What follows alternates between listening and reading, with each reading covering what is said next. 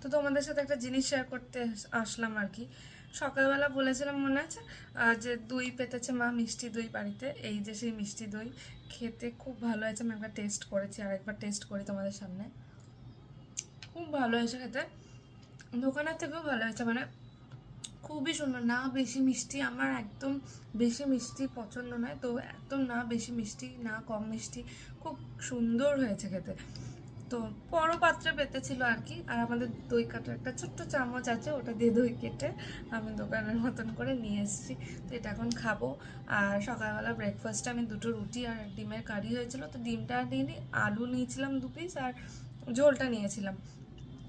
আর জানি না, পটলের মতনই দেখতে, এরকম বড় বড় সাইজের হয় না, আমি ওটাকে ছোটবেলা থেকে বড় পটল বলতাম। জানি না, হয়তো ওটা চিচিঙ্গা বা এরকমই কিছু বলে, তোমরা কমেন্ট করে জানিও তো ওটাকে কী বলে। যদি বুঝতে পারো তো, যদি না বুঝতে পারো বলো, যদি বাড়িতে থাকে আমি দেখাবো।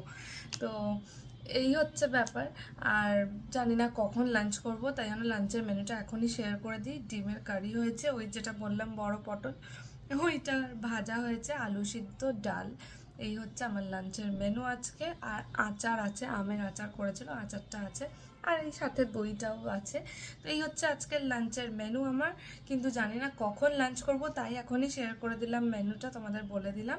যদি মানে লাঞ্চ করার সময় যদি করি জিম যাওয়ার আগে লাঞ্চ, তাহলে নিশ্চয়ই শেয়ার করব, কারণ জানি না কখন লাঞ্চ করব, এখন একদমই খিদে পাচ্ছে না। তো যদি না করি তাহলে রাত্রিরে একেবারে ডিরেক্ট শেয়ার করবো, বা জিম থেকে এসে যাই খাবো না কেন শেয়ার করবো। তো চলো আবার পরে